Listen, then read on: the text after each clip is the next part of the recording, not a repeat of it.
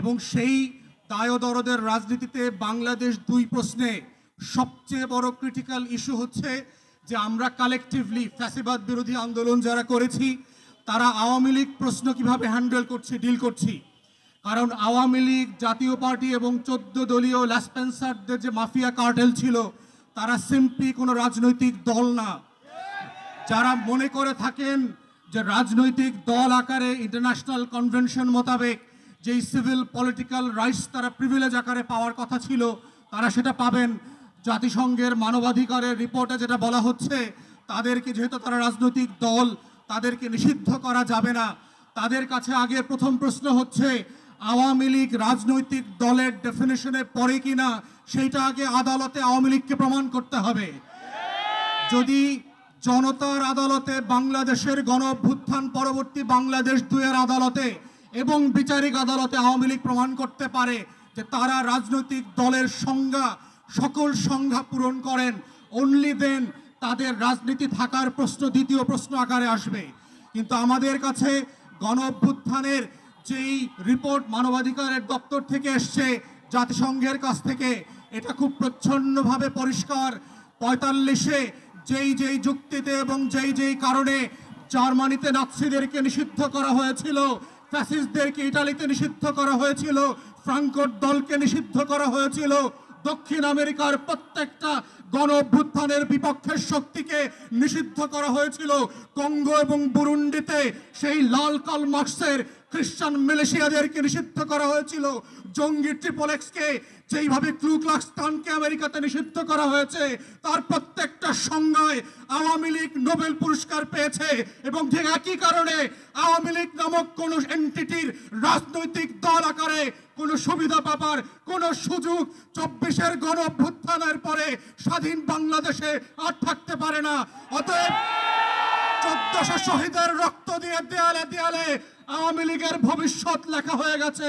ওই ভবিষ্যৎ কোনো কালো কালি দিয়ে মুছে দিয়ে আবার নতুন করে লেখবার প্রয়োজন হবে না।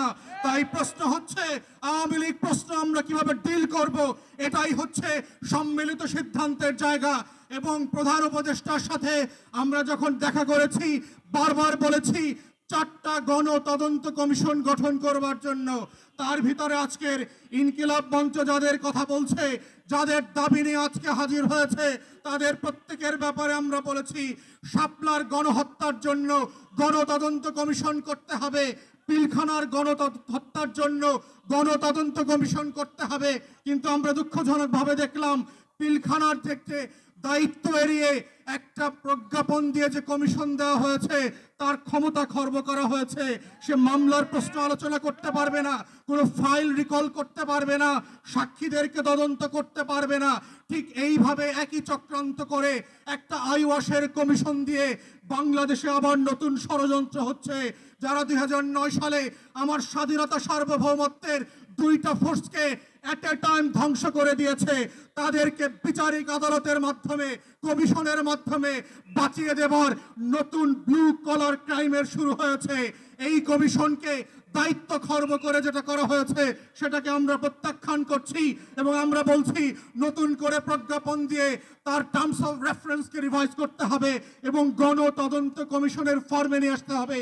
আমরা তৃতীয় বলেছিলাম বাংলাদেশে গুম, খুন, আয়নাঘর থেকে শুরু করে গত 16 বছরে যেই রাষ্ট্রীয় মদদে খুন খারাপির রাজত্ব কায়েম করা হয়েছিল সেটার জন্য গণতদন্ত কমিশন করতে হবে।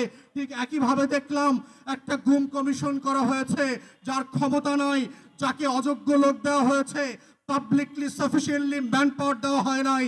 গণতদন্তের যে ফর্ম আমরা বলেছি, যে কাঠামো প্রস্তাব করেছিলাম, সেই কাঠামো পর্যন্ত দেওয়া হয় নাই। ঠিক একইভাবে প্রধান উপদেষ্টাকে আমরা বলেছিলাম জুলাই আগস্টের গণ অভ্যুত্থানকে ঘিরে একটা গণতদন্ত কমিশন করেন এবং আমরা এটার ফরম্যাট পর্যন্ত একাধিক উপদেষ্টাকে দিয়েছি। আমেরিকার কংগ্রেশনাল হিয়ারিং এর মডেলে, সিনেট হিয়ারিং এর মডেলে, ব্রিটিশ এবং ইউরোপিয়ান পার্লামেন্টগুলোতে যেইভাবে উন্মুক্ত শুনানি হয় সেই শুনানির মডেলে করে সেইখানে গণতদন্ত কমিশন হতে হবে। আজকের ইনকিলাব মঞ্চে এসে যেইভাবে শহীদরা তাদের বক্তব্যের কথা বলছে, সেই উন্মুক্ত শুনানিতে যেটা পিটিভি লাইভ সম্প্রচার করবে, সেখানে শহীদ পরিবার এসে তার গল্পের কথা বলবে, তার কষ্টের কথা বলবে, তার আকাঙ্ক্ষার কথা বলবে। আগামী দিনে আওয়ামী লীগের রাজনীতি থাকবে কি থাকবে না সেই কথা 1400 শহীদ পরিবারকে সিদ্ধান্ত নিতে হবে। কোন সুশীল উপদেষ্টার কথায়, কোন শাশুড়ির কথায়, দিল্লির কথায় সেই সিদ্ধান্ত হবে না। আমাদের বক্তব্য খুব পরিষ্কার, গণ অভ্যুত্থানের পক্ষের শক্তিরা গণ তদন্ত কমিশনে গিয়ে উন্মুক্ত শুনানিতে অংশ নিয়ে বাংলাদেশের কোটি কোটি নাগরিক যেখানে নিবন্ধন করে তাদের মতামত দিতে পারবে, সেই মতামতের উপরে ভিত্তি করে আওয়ামী লীগ প্রশ্ন, গণহত্যার প্রশ্ন, জাতীয় পার্টি এবং 14 দলীয় দিল্লির গোলামদের ভবিষ্যৎ কি হবে সেইটা সিদ্ধান্ত নিতে হবে এবং সেই সিদ্ধান্তের উপরে ভিত্তি করে আওয়ামী লীগের ভবিষ্যৎ নির্ণীত হবে।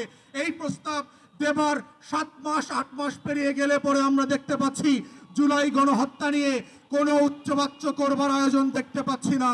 জুলাইয়ের গণকবর যেইটা আমরা আগস্ট সেপ্টেম্বরে ভিজিট করেছি সেইখানে উপদেষ্টাদের যাবার কোনো মদত দেখতে পাচ্ছি না। অথচ এখানে অনেক উপদেষ্টা দেখেছি 71-এর চেতনা বিক্রি করতে করতে 14ই ডিসেম্বরের শহীদদের কবর জিয়ারত করতে করতে মুখে ফেনা তুলে ফেলেছেন, কিন্তু রায়ের বাজার বধ্যভূমিতে জুলাইয়ের 114 শহীদের কবর জিয়ারত করার সময় তাদের নাই। প্রধান উপদেষ্টাকে বলছি এই শহীদরা না থাকলে প্রফেসর মোহাম্মদ ইউনূস আপনি আজকে জেলে থাকতেন। 6 তলার বিল্ডিং, লিফট ছাড়া, বিদ্যুৎ ছাড়া বিল্ডিং এর 6 তলায় হাসিনা আপনাকে উঠবস করাইতো, সেই দিনের কথা ভুলে যাবেন না। আপনার মামলাগুলো আজকে আদালত দিয়ে নাই করে দিয়েছেন। এই নাই করার রাজনীতি হইতো না, আপনার মামলা চলতো। যাদের রক্তের কারণে আজকে আপনি বেকসুর খালাস, যাদের রক্তের কারণে আপনি প্রধান উপদেষ্টা হয়েছেন, তাদের রক্তের বদলা যদি না নেন আপনাকে আগামীদের মানুষ ক্ষমা করবে না। বাঙালির চরিত্র বুঝতে হবে। তারা প্যারিস থেকে এসে এনের নায়ক যেভাবে বানাইতে পারে, তারা মির্জাফরের মতো খলনায়ক বানাইতে পারে। এই রক্ত দেওয়া শহীদ পরিবারের এই ইতিহাস ভুলে যাবেন না। তাই আমাদের বক্তব্য হচ্ছে গণতদন্ত কমিশনের মধ্য দিয়ে আওয়ামী লীগ প্রশ্ন রিজলভ করেন। এবং আমরা বারবার বলেছি বিভিন্ন প্রেসে এবং টকশোতে কি অপশন হতে পারে। প্রথম অপশন হচ্ছে নাৎসি মডেলে আপনি আউটরাইট আওয়ামী লীগ, জাতীয় পার্টি এবং 14 দলকে নিষিদ্ধ করে দেবেন।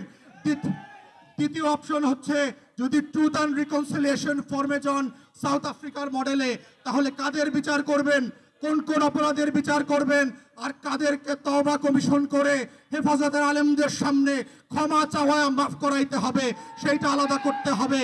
কাদেরকে আওয়ামী লীগ যেহেতু আমাদেরকে 3টা নির্বাচন থেকে বঞ্চিত করেছে, তার রাজনীতি নিষিদ্ধ না হলেও আগামী 3টা নির্বাচনকে আওয়ামী লীগ এবং জাতীয় পার্টিকে ন্যায্যতার ভিত্তিতে বঞ্চিত করতে হবে। কারণ সে জাতিকে নির্বাচন করতে দেয় নাই, ভোট দিতে দেয় নাই। আওয়ামী লীগের কোনো পদস্থ নেতা ওয়ার্ড ইউনিয়ন থেকে শুরু করে যারা এমপি মন্ত্রী হয়েছে গত 16 বছর, তারা বাংলাদেশে আর কোনোদিন রাজনীতি করতে পারবে না। ঠিক এইরকম শর্ত করে গণতদন্ত কমিশনের মাধ্যমে প্রয়োজনে গণভোটে দিয়ে আওয়ামী লীগ, জাতীয় পার্টির প্রশ্ন ন্যায্যতার ভিত্তিতে সমাধান করবার মধ্য দিয়েই আজকের এই শহীদদের বিচার ফয়সালা হইতে হবে। এই দাবি আহ্বান রেখে আমার বক্তব্য এখানেই শেষ করছি। সবাইকে অসংখ্য ধন্যবাদ।